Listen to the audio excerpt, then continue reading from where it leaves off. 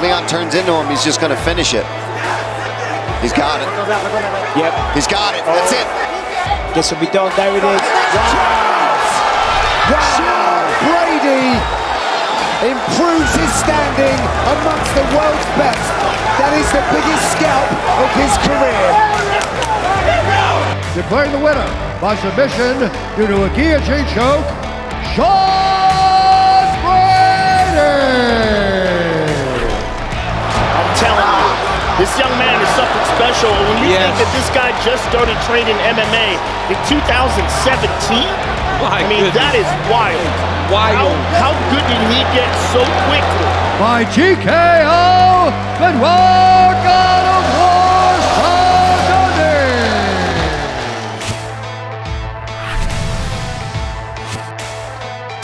Welcome to UFC Unfiltered.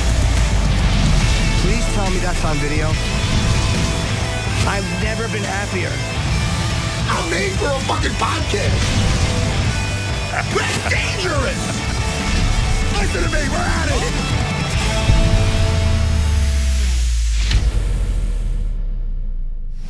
Welcome to UFC Unfiltered, a UFC and Fanatics original production. Matt is away, so Dean, thank you for stepping in. We always love when you come on.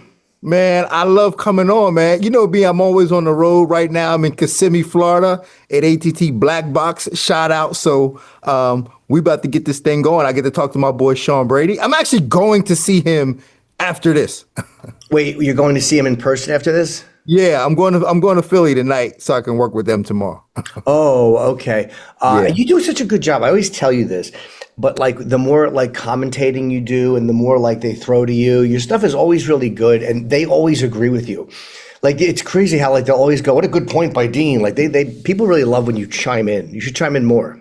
I tried to, but I'm just waiting for the day where one day, Bisbing doesn't agree with me and I had to stab him from behind because I'm right behind him. Right behind him with a knife. Like, Bisbing, I'm waiting for you. And we got Benoit Saint Denis making his first appearance on the show today, fighting Mauricio Ruffy in Paris on the co-main. And is that next Saturday? That might be next. Yeah, next Saturday. I'm going to that. I'm working that one. You are working that one. Yeah, I'm working that one. And Sean Brady, we have bringing in just a moment, who doesn't have a fight coming up, and I think he's a bit frustrated about that. When are you going to Paris? Next Wednesday. You've been there before? I've never been to Paris. And what are you going to do? Just to commentate? No, I'm working the desk, the pre-show. Then I'll do my in-fight analysis and then the post-show afterwards. Now, will you go out and do anything when you're there? Because you have work to do. It's a lot of work because you have to study every fighter. Will you have time to go out and do anything or no? I normally don't, but I'm actually taking my son with me. He graduated college a couple weeks ago, so for his present, I'm taking him to Paris with me. Oh, so that's nice. Yeah. We probably will end up going out to see some sights. You got to see the Eiffel Tower. I got to see the Eiffel Tower. I got to see something crazy. So yeah. All right, we're going to bring in Sean Brady, who's been, I think May is when he had that fight with Leon. What a dominant performance that was. Hey, Sean, how you doing? Yo, what's up, brother? How are you? Good, how are you? Good. By the way, Sean Brady. Oh, sorry. I was say Matt's very frustrated. He hates missing when you're on. Where's Matt at? He's in Vegas taping something, and he was very pissed that you were one of the guests today, and he's not here. We'll excuse him this time. This time only, though. Yeah, he's gone. If it's UFC stuff, I can't complain. Yeah. What's going on with you? I know you're waiting for a fight. How close are you to getting one? And I know twice you've thrown it out to Gary, and he said no. So the real story of it is, since my Leon fight, I haven't been offered anything up until June. Me and Ian had the same manager. So they called our manager, Lloyd. They were it was 8 weeks exactly away from the fight. They were like, do you guys want to fight in Chicago? I said, yes, I would love to fight in Chicago. So I said, yes. A couple of weeks went by. I didn't hear anything. So clearly they moved on. Recently, probably about a month or so ago, maybe a little more now, they've reached out to us about being the main event in Vancouver, October 18th. So I said yes. On my side, I assumed everything was going to be signed and agreed upon soon. We didn't have contracts or anything like that, but I verbally agreed. And then, it just never happened. So I don't know if Ian, people are like, oh, like Sean's saying he's scared of him. I don't think Ian's scared of anybody. I don't think fighters are scared of anybody, but I don't know if he's trying to negotiate for more money or I really don't know what he's doing, but I have been offered that fight 2 times and I said yes. So now at this point, I'm hoping the fight will happen at MSG in November. That's what I'm hoping for, but we don't know. Well, since you got the same management, do you ever sometimes feel like management is trying to play both sides? Like, do you ever get that? Like, do you ever feel like that? I don't want to throw the management under the bus. No, I feel like that.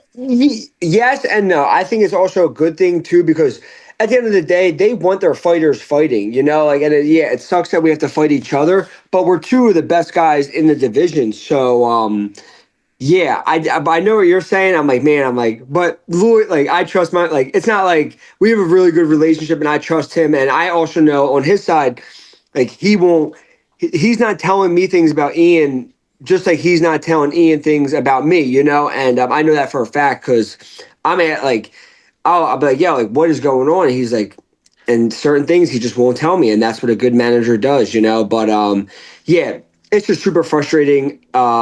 Just trying to get a fight. But at this point now, I've been talking to you, Dean, a lot. We're aiming for MSG.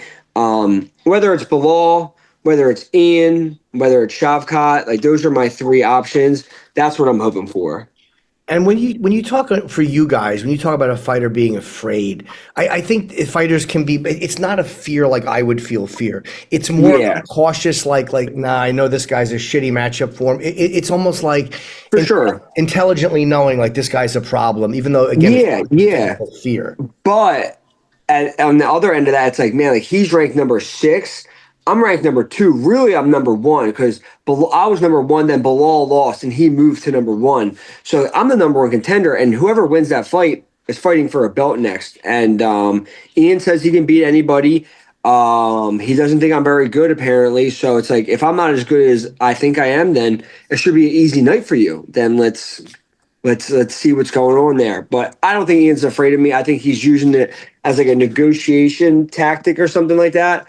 But I'm hoping it gets figured out, and I'm hoping that we can fight at Madison Square Garden because allegedly that's when Jack, Della, and Islam are fighting. I don't know if that's true or not, but it'd be nice to be on that same card. And obviously we fight, I win, of course, and then I get to go into the cage and face off with the winner. That's what I would hope for. Well, here's the thing. I mean, like you said, he's 6, and I don't think rankings matter all that much. I think it does signify some importance, but the important thing is that people know that you deserve to be there. So, so is there an opportunity for you to just be like, yo, screw Ian and just give me somebody else to beat up on so that I can just make my claim?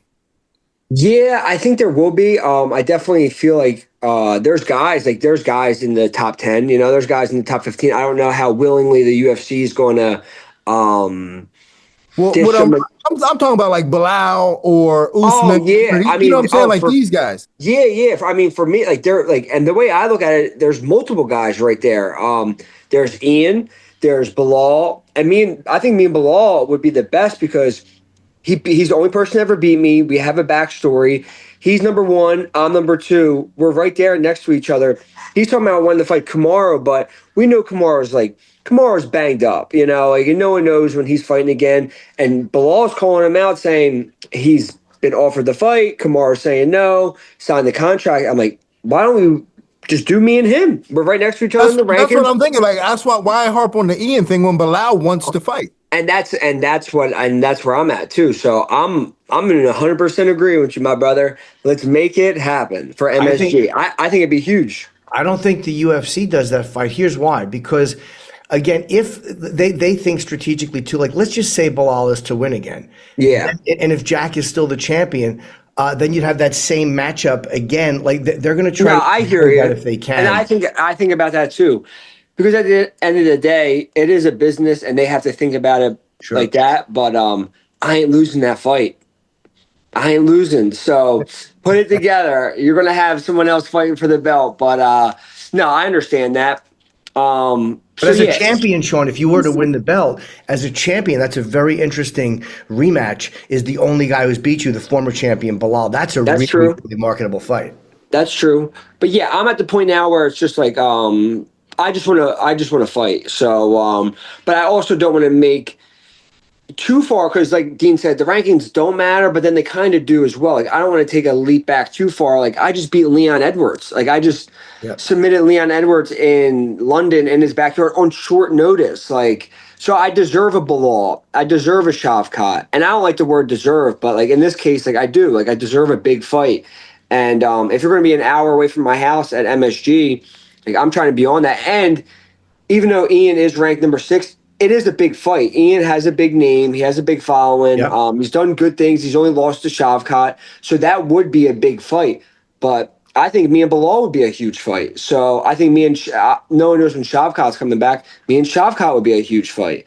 So there's options. We're just going to have to see how, because they're going to start announcing stuff for this card. Like, I think they already did. So it's going to have to get figured out soon.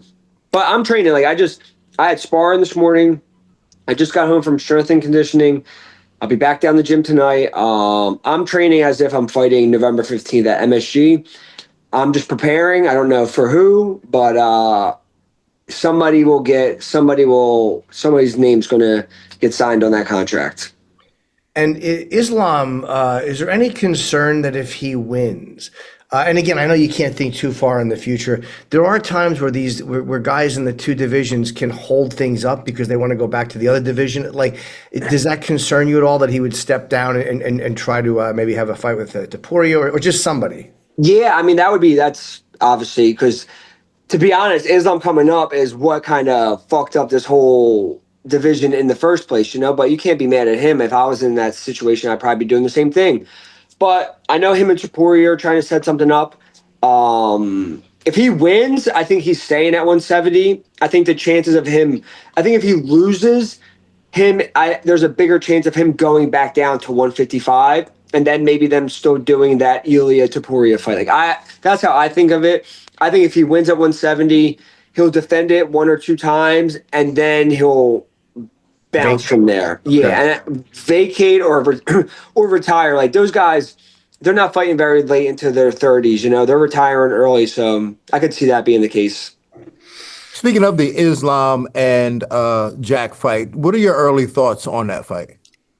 I think it's a lot tougher of a fight for Islam than people are giving Jack credit for. Like, Jack's very hard to hold down. He's a big body, hits like a freight train, has knockout power, and he showed, like, yeah, you can getting someone down doesn't mean dick. Can you hold them down? Jack's really good at creating scrambles, getting back to his feet, separating hands. Like, we've seen that with Bilal. Gilbert did better at taking Jack down than Bilal did. He had better positions on him, but yeah, I don't know. Selfishly for me, I would want Islam to win because I want to fight Islam as for a legacy thing. And I think I can beat Islam. I think I can beat anybody in the world. And I want to grapple. I want my grappling to go against his grappling and see who's better. You know, I really would love for that to play out. But if I had to pick, and I know Jack would be the underdog, I would pick Jack. And it's funny you say the grappling. Then these things once in a while will turn out the way Aljamain against Brian Ortega did. Yeah, it winds up both guys are so good on the floor that it just becomes this stand-up fight. Have you had that at all, where you've encountered somebody else who is as in your league on the floor, and then you both just stood up?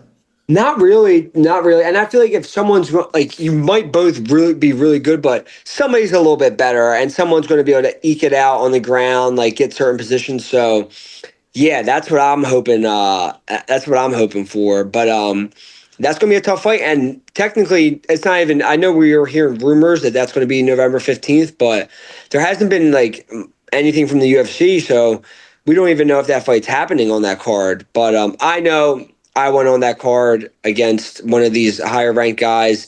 That's what I'm hoping for. Yeah, you're in a good place. And it's we've been asking this question because we're partnered up with Fanatics, and you just trained with I don't follow football at all. Lane Johnson, he's with the Eagles, right? I was just at his house an hour ago. Now, did you meet him as a fan, or how did you meet him? So I reached out to a guy named Andy Galpin. He's like one of like the OG strength guys in MMA. He put me in contact with Gabe Rangel, who's my current strength coach. He's Lane's strength coach, Lane Johnson's strength coach, and his personal assistant. So now that's how I met Lane. Like I'm a Eagles fan. I've lived in Philly my whole life. I know who Lane Johnson was, but it just happened that Gabe was training me at his house, and then we became now we're like actually like friends, and he's a huge UFC fan. And so like I see him a few times a week usually, but huge MMA fan, and he's a freak athlete. So it's cool rubbing shoulders with him. We had him down the gym rolling around probably like a month or so ago. And we've been asking all fighters this question because, again, of our partnership with Fanatics. But if you could get an autograph from any athlete, living or dead, who's the guy that you would actually ask? Yeah, for me, I feel like it'd have to be Michael. Like, I have to be Michael Jordan. Like, I just feel like Jordan's like, he's the guy. Like, I don't like the number 23. Like, that's like my favorite number. Those old Jordans, like the red and white, like the Bulls. Like, yeah, I feel like Michael Jordan would be it for me. I think that's the most common answer we get. Dean, what do you think? Is it because our generation's a little different? Like for me, it would be Ali. Really? Yeah, because Michael Jordan's such an icon. Yeah, he's different level. So iconic. Yeah. MMA, like, yeah, I don't know about MMA. Like, I'm not like a huge GSP is like a guy I've always looked up to, but I'm not like a huge super fan of anybody in MMA. Boxing, Ali would be cool, but like I just feel like Jordan's so iconic and like just across the world, like it'd have to be him for me. Okay.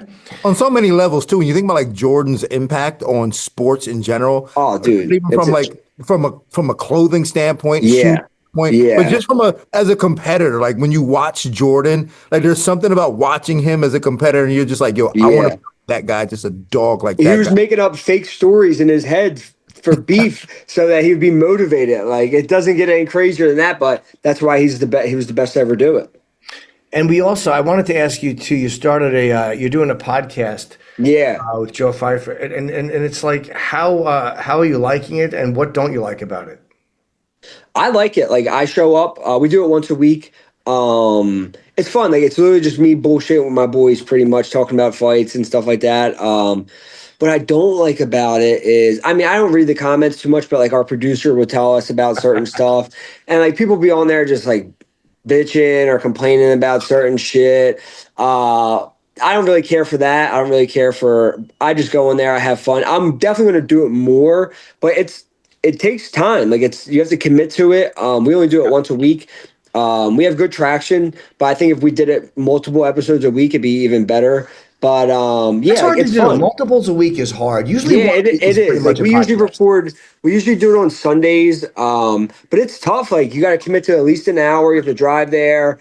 We have a good my buddy is one of the guys who produces it, so it's easy. But he has 4 kids. I have a daughter now, so to find that hour, you have to really like dedicate to it. But once I'm done fighting, I think I'll definitely do it more. But I'm setting it up now.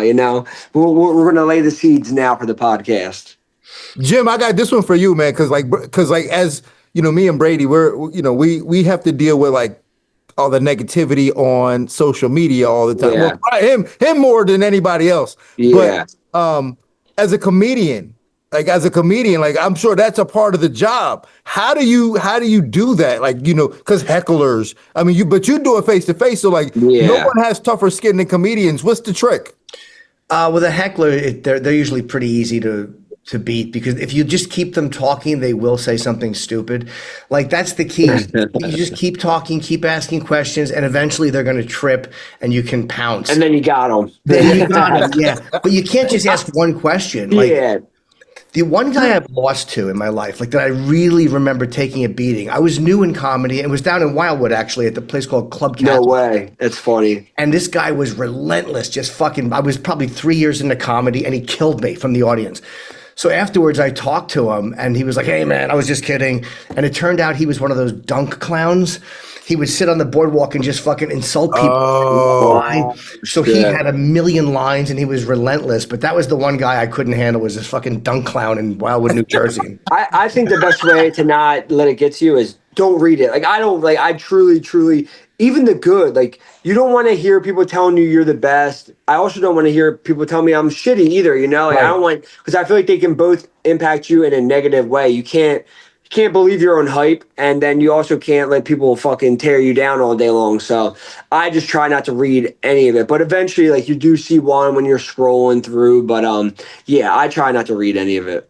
I don't read any of it either. So like that's my trick too. Yeah, it's not real. If you don't read it, it's not real anyway. It's the internet, but it's not there. It's not real if I don't read it. Yeah, people who don't like me, I can handle. Like people who are like, you suck. Like that doesn't bother me because that's just a fair opinion to have.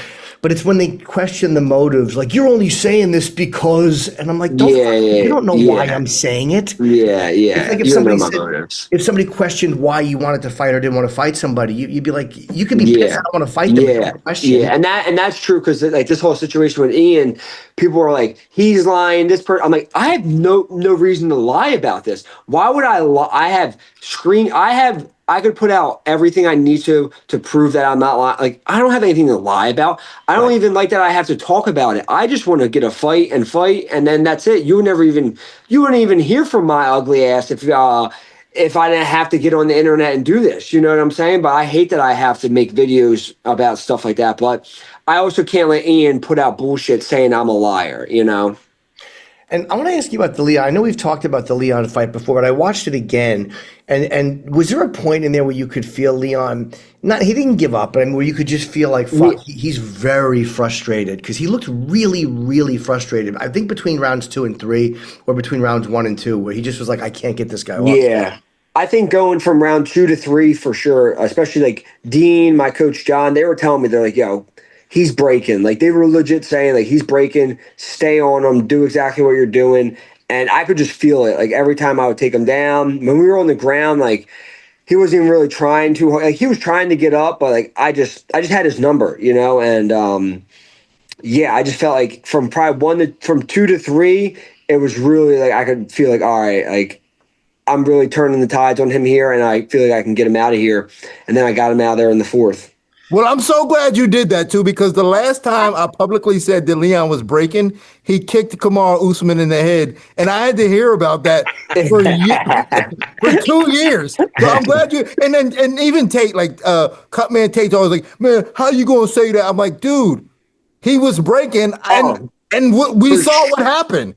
And that fight, he was losing that fight up until that head kick. Like he was broke in that 5th round until he kicked him in the head. So you weren't wrong. Like, and in my fight, I just got him out of there. But I just feel like Leon's probably someone, he's so good in the room. He's so talented. He's so athletic. But once these guys who like have all those gifts, once it's not going their way, I feel like they kind of just break. Like they're not used to like walking through the fire, where like guys like me who are built like off like work ethic, like that's how I am. Like I'm built off fucking just persevering through that shit, you know? And I feel like someone like him, like once he feels a little resistance, he's like, this isn't going my way. I'm going to pack it in, you know? Well, Dean, you said, I think you were right in that one fight, just because even between rounds 4 and 5, Leon's coach screamed at him. I mean, really, that was that famous thing where his coach was like, stop fucking feeling sorry for you. Yeah. But I felt like it must be so nice for you to be able just to move forward completely unafraid of being taken down. You can throw what you want to throw because nobody wants to take you down. Yeah. And that's such a great freedom to have in the cage, is to not be afraid of being taken down.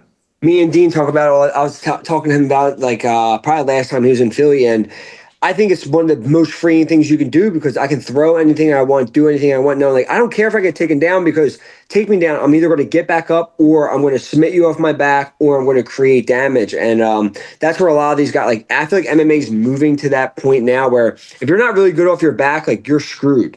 But you should be well-rounded. You should be able to throw up submissions, throw elbows off your back, get back to your feet, whereas some guys are so scared to get taken down that their whole game goes out the window because they're just backpedaling the whole time because they don't want to get taken down. Instead of being like, fuck it, you take me down, I'm just going to create chaos down there, and you're not going to want to be on top of me anymore.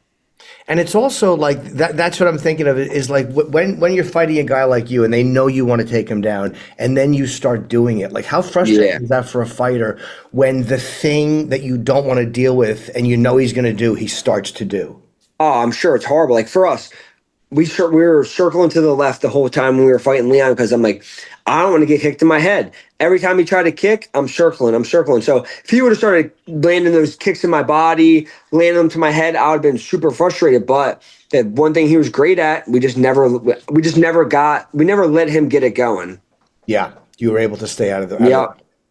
Sean, I see you got the American flag shirt with the eagle on it. So that brings me to the White House. Let's say you get an opportunity to fight at the White House. Who would be your guy that you fight? A fight at the White House. I mean, fighting for the belt would be it, whether it was Islam or Jack. Neither one of them are American. I'm going to fucking hold it down for America. We have no male U.S. champions right now. We only have Kayla Harrison. So unless someone changes titles in that time, I'd be the first American champion that we have right now. So Islam or Jack, I'll fight at MSG. I win at MSG, and then I fight for the belt in July at the White House. And then I make America great again.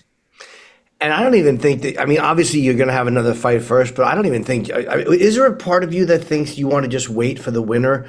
Nope. Or like, you don't think, because you're not I wanted to fight. I was hoping to fight in like June. Like I wanted to fight back in June. I've been fighting like June, July. I thought I was going to be fighting in the summer. So I just want to be active. You know, I could definitely sit around and maybe wait, but they always say it. They don't like that. Like they don't like people waiting. So one more fight. And then I'm like, all right, like that would be enough. Like I go win one more and then I'm right there. And plus, if you're waiting and a guy a little bit below you in the rankings has a tremendous exactly 100%, and you never know. We never know what's going to happen. So yeah, I feel like one more win and then I'm right there, and that really cements me. I love how fast you answered nope. I mean that says a lot because and you know how frustrated I get with fighters that don't want to fight. I get frustrated with them. And the fact that you was like, nope. Yeah. I'm trying to fight, man. This is how I got my daughter sitting next to me. This is how I make money. Like, that's what people forget. Like, yeah, like we're fighters. This is how we pay our bills. So if you ain't fighting, you ain't making money. So I'm trying to make some money, beat somebody up, secure my spot. And to fight at MSG, like, fighting close to home would be amazing because then I don't have to, like, when I was getting ready for Vancouver, this is how serious I thought Vancouver was. We were getting a passport for her. Like, we already had the passport appointment already made up. So if I can keep her close to home, she can come over we'll get an Airbnb in New York the last couple of days. Get to fight at MSG would be huge. Like, MSG's iconic. So, yeah, that's what I'm hoping for, man. Awesome. Well, Sean, please come back on whenever you guys want. And I know Matt is really fuming that he missed you, but we'll make sure he's here next time. We'll get on. Tell Dean to text me, and we'll do it whenever. And Sean, I'll see you tomorrow. So you're coming up tomorrow? Yeah, I'm coming up as soon as the show is over. All right. I'll see you in a little bit then. And Brady Bags with yourself and Joe Piper. Yes, sir. I want to check that out. Is there video too? It's video and audio? Yep, video and audio, yep. Awesome. Thanks, buddy. Good talking. All right, Jim. Thank you, brother. Dean, see you later. Man, peace. All right, take care, man.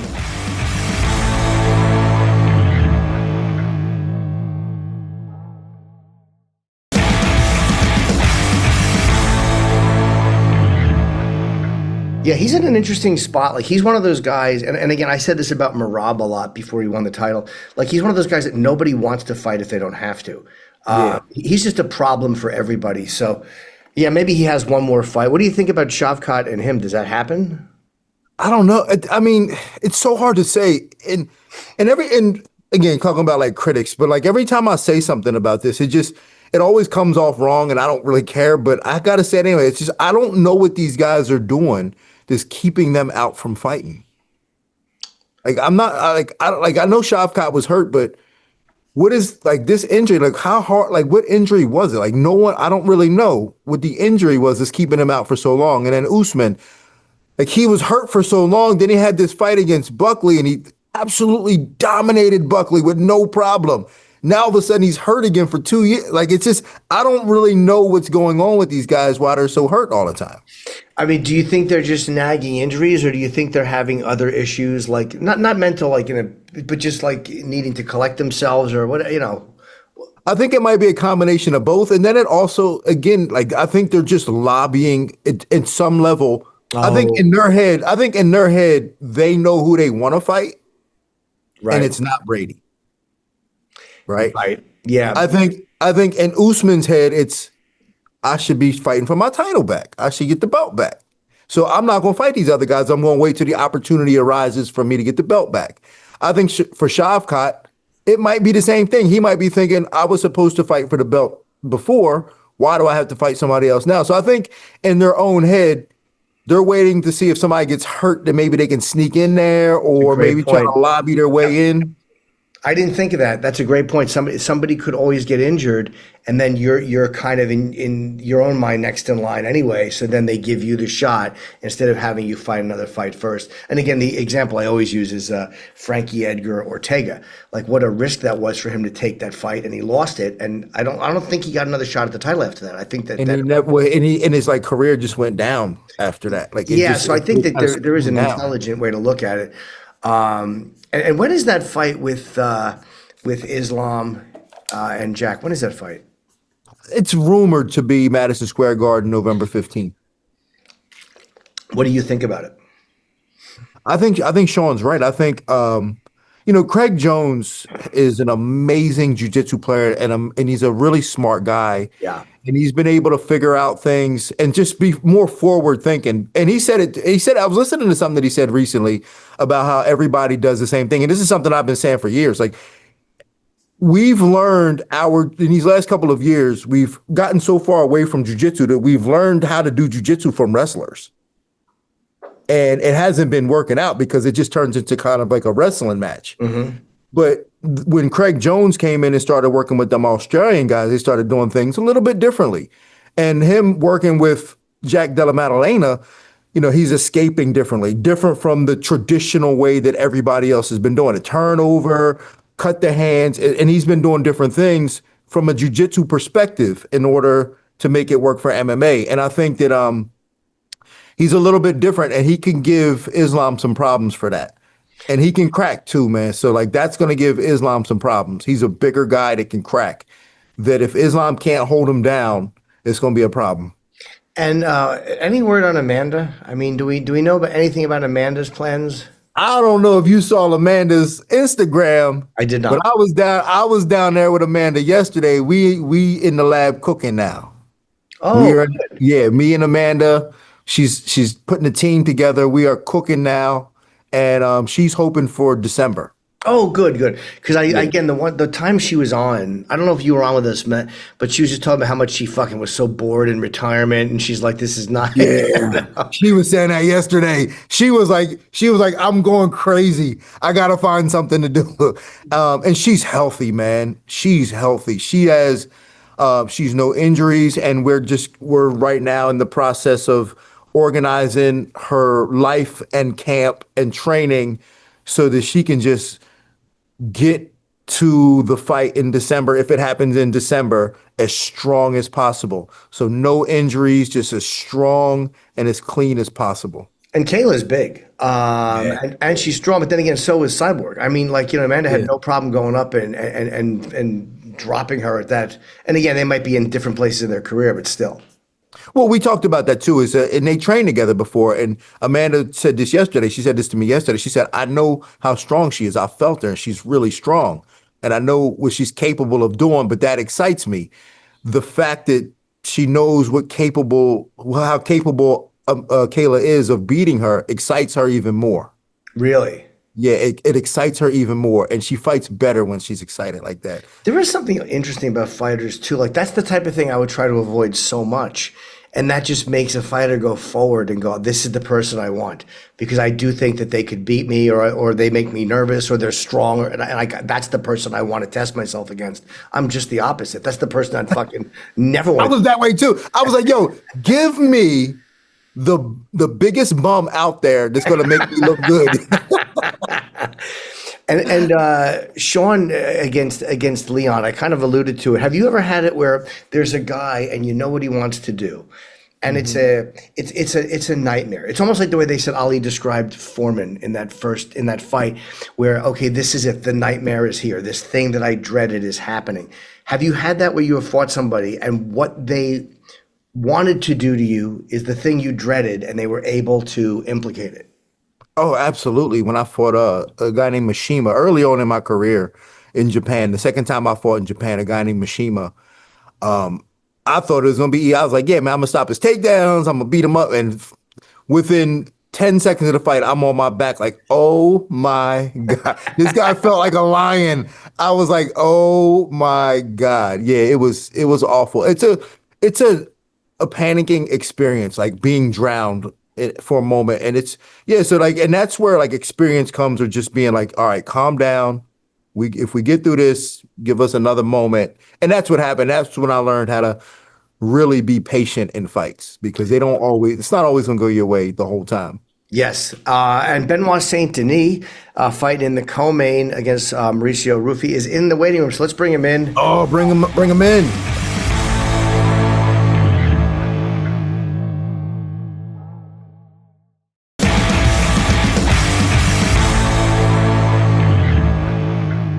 Hello, sir. How are you? Hello, guys. I'm doing fine. And you? Great, buddy. Welcome to the show. How are you feeling? Feeling great. Fight prep is almost finished, and we are getting ready for fight week. And where are you now? I'm in Paris. I'm not far from the Venom training camp, where I have been training most of my camp. I wanted to ask you before we start too, what is the reality show you're doing with Cyril Gane and Cedric? How do you say his last name? Is it Doumbé? Yeah, Cedric Doumbé and Cyril Gane. Yeah, what is this show that you guys are doing? Yeah, it's an MMA show.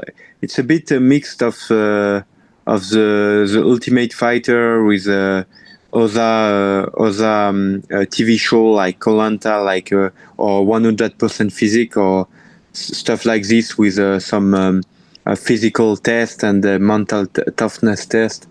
It's a show to test the amateur roadster in France, and with a couple of judge and a couple of fights. What is your participation in the show? What are you exactly doing in the show? Yeah, I'm one of the judges on one of the coach inside the show. And you are when was it? MMA in France took quite a while to get legalized, and I remember that was a very frustrating thing. And in the time since it has been legal, it's exploded. Like it's really, really popular. Are you seeing it and noticing like that more and more people in France are really into UFC and noticing you? Yeah, it has been a huge change through the years in France. I mean, I started my MMA career back in 2019. As a professional, and I did only half a year of amateur, and I didn't know the MMA world by then, but at the time I couldn't fight in France. I had to fight in Belgium, in Switzerland, in the UK. I could fight in most places in Europe except France, so it was frustrating, and also nobody or almost nobody gave credit to the sport, and it was difficult to have sponsorship and stuff like that. Yeah. Because of course it was not legalized in France, so it was difficult to see it on TV or on the newspaper and stuff like this. So, but I was happy to sign the UFC in 2021, and so 2 years after my professional debut, and the timing was perfect, because almost 2 years after that it got legalized in France, and I could participate in the first show in France, so it was great. And like I said, as soon as it was legalized, it has been exploding. So we were only a couple of fighters back then out of France. Then a lot of other guys got signed as well, because obviously a lot of talented guy. It was difficult for them to have in which the country is not supporting him. So Right. as soon as it got open, then it was green light for the UFC, also for the French fighters, which was great. And we got opportunity to fight also on home soil. So sponsors and of course public life got a bit different from then. And you said you started your MMA career in 2019. I think you were in the military from 2014 to 2019, right? So right after you got out, you jumped into MMA? Yeah, exactly. So I started MMA in 2018. I did a tournament and I won, and then I told myself I will not resign in the French SAS. I want to try this opportunity. I could have regret not to try it, so I tried it, and here I am. What did you do in the military? I was in the special force for 5 years in the special air service in France. Do you does that include like parachuting and stuff like that? It's the same. It's the same as the Delta Force in the US. So we did train with the Delta Force. We were invited a couple of times. We trained with them sometimes. So it's counter-terrorism and also hostage rescue, and you have also all the bodyguarding part of our personalities. For example, in 2016 in Mali, we did François Hollande, which was our president back then.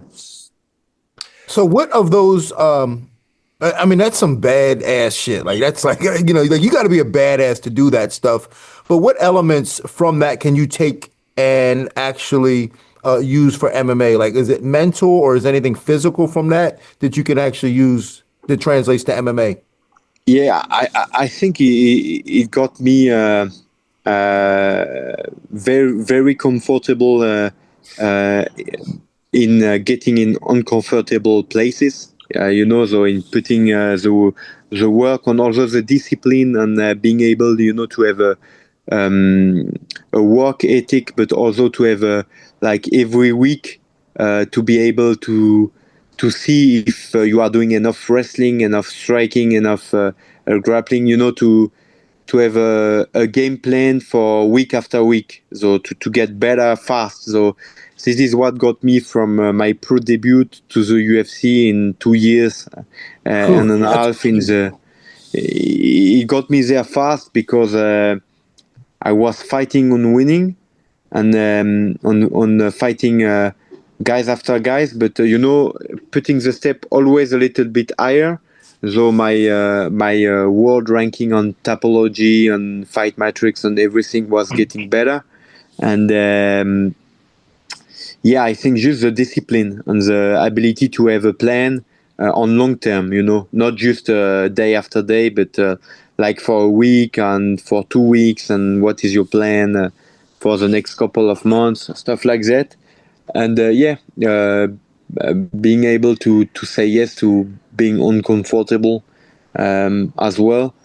Except that everybody is different. I mean, it's not because you did special forces that you will succeed as a mixed martial arts. It was something that I loved. I loved it. I'm sorry to interrupt you. You become very good at doing things you don't want to do because you were forced to do them in schedule, and like these things that you might want to avoid.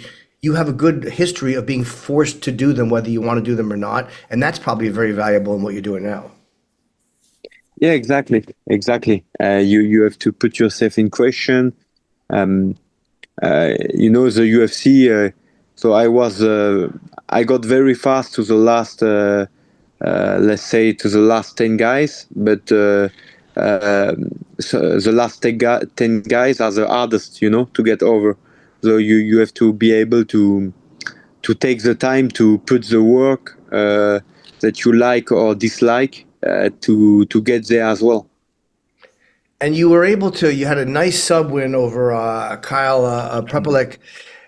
After 2 losses to Moicano and Poirier, how did that affect you, those losses? Did it affect your mentality at all? I know it felt good to get that win after. How were you feeling after the second one going into that fight with Kyle? Yeah, it's a very difficult thing because obviously I was a little bit lost because since the Poirier fight, I didn't have any head coach anymore, any MMA coach, and I tried to do everything by myself. So it was a bad thing, and it got me into the Moicano fight, in which I did the baddest first round of my life because I had absolute no game plan, no idea of what I had to do. Because obviously the tactical part, I didn't consider the tactical part before this fight, before the Moicano fight, because I was just rolling over everybody, putting pressure on them. And obviously, it's at this level you get face to face with guys, which you have to also to have a little bit of tactics. Time management, a lot of other mentally a task, not just being the better fighter in each discipline or in a couple of disciplines, but also being able to put them in the area you like for a time frame you like, which I didn't train a lot before because obviously I got very far, very fast, and nobody taught me that before. And now I feel I'm in good hands with Nicolas Hott, who is taking care of me, Nassourdine and Will Gomez, who are 3 of the most elite French UFC fighters. And it's also too, it could be the further up in the division you go, the better fighters, they all know how to weather a storm. Dean and I just talked about this. Like, if those guys have a bad round or in their terrible position, they know how to not panic. Like a lot of the guys that you might sub a little bit earlier, it's going to be harder as guys get better and better because they know how to weather it. They know how to just kind of hang on and deal with that and then come back and win the fight. You understand what I mean? Like Neil Magny does a lot. Like anyone who thinks Neil Magny's ever out of a fight is crazy. So I think that's probably what you're talking about with a game plan. You can't they can survive an onslaught. Yeah, of course. That's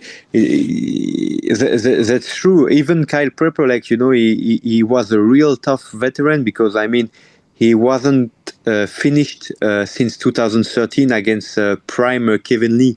So this guy he was very tough when he weathered the storm the first round, but I managed to know how to use my energy and to do a couple of stuff differently to really break him, and that's stuff you have to work on to be able to, like you say, to have a game plan and to not just plan A but also plan B, which is a little bit like plan A, but with a couple of different things that could bring interesting situations that you have not with plan A, So having the ability to use game plan, to weather the storm, to use experience, like you said, you have to take your time to enjoy it and to be able to do what you do the best in sparring, also in the fight. So like you say, experience is also an important part. And I think I have never fought a fight in which I wasn't the less experienced guys. Even against Ruffy, who I'm gonna fight, he's professional since 2016, so he has 3 more years as a professional fighter. And so I didn't know what MMA was when he already was professional. Right. So I'm always a guy with less experience, and I try to catch up with that, with game plan and with also mental preparation in terms of understanding MMA better. Well, It's a great co-main event this Saturday. You against Ruffy, and it's a great card. Barijo against Nasruddin Imavov. What a great main event. So good luck to you on Saturday, and thank you for coming on. We're so happy we finally got to talk to you, and we would love to have you back. Yes, thank you guys. Thank you for having me, and have a nice night. Yes, have a great fight. Nice talking to you, Benoit. Cheers. Thank you, sir.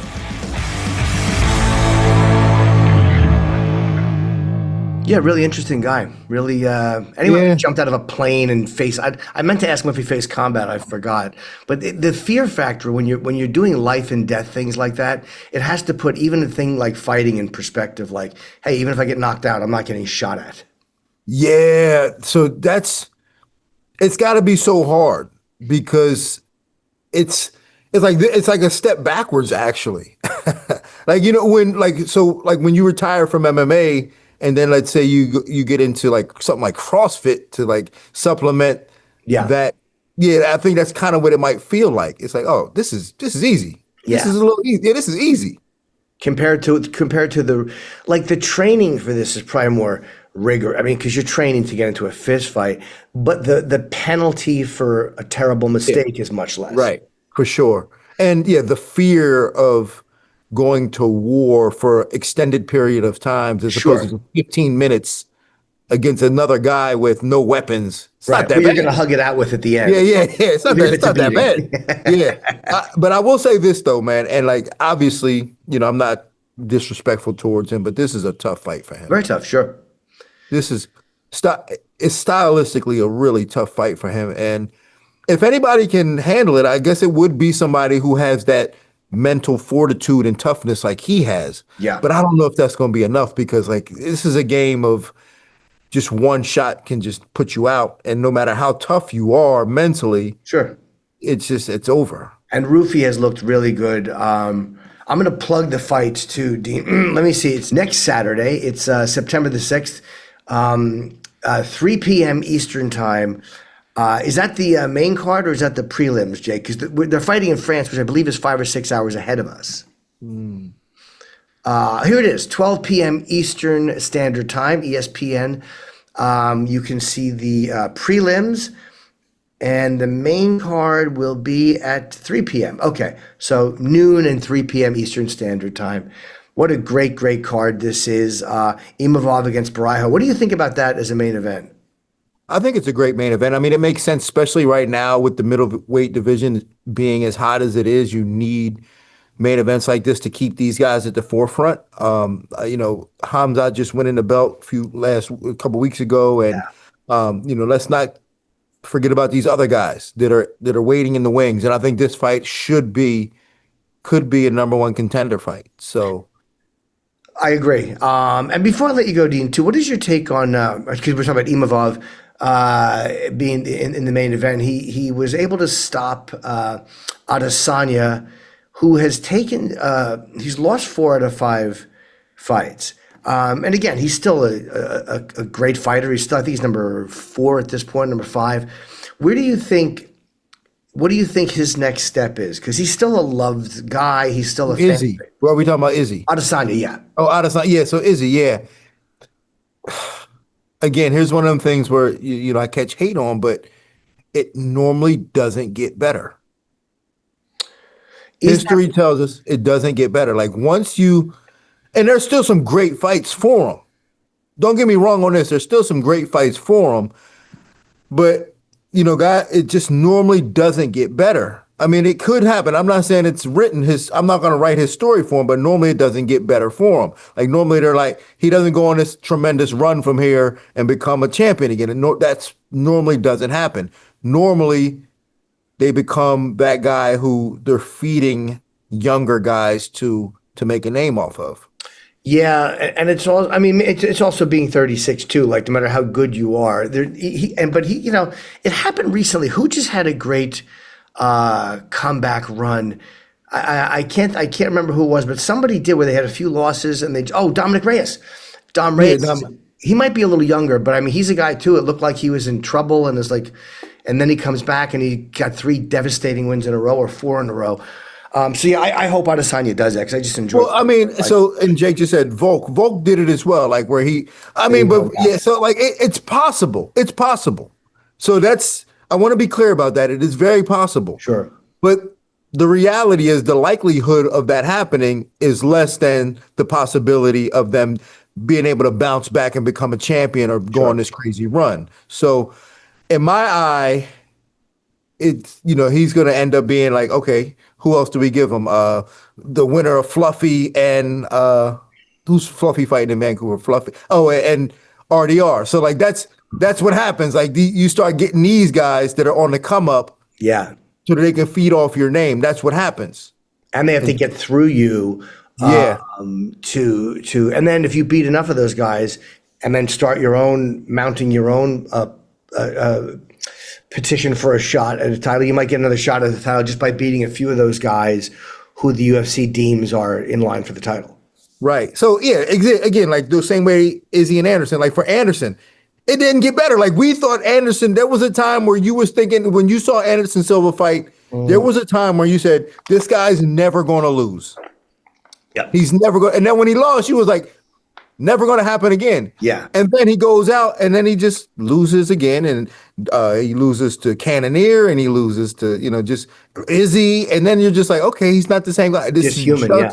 It is just the trajectory of a fighter's career. It goes up and then it comes down. That's how it is. It doesn't come back up again. Thanks for coming on, man. I always love having you. I know Matt does too. And I really keep doing what you're doing, man. It's so fun to watch you and to hear you on Fight Night. I love hearing your voice pop in. Well, I appreciate you, Jim. But this weekend I'll be in Atlantic City at the CFFC. You can catch that on UFC Fight Pass as well. I'll be commentating at the CFFC, or you can check me at Dean Thomas Fight Court on YouTube and Instagram. And this weekend, I will be in Asheville, North Carolina. I'm going to be in Columbia, South Carolina, Charlotte, Duluth, Georgia. I got a bunch of the South coming up next week. We're off on Monday because of the holiday. So thank you, buddy. We'll talk again soon, and have a safe flight up to Philly. Okay, my friend. Peace, y'all. All right. Thanks, Dean. Take care, guys.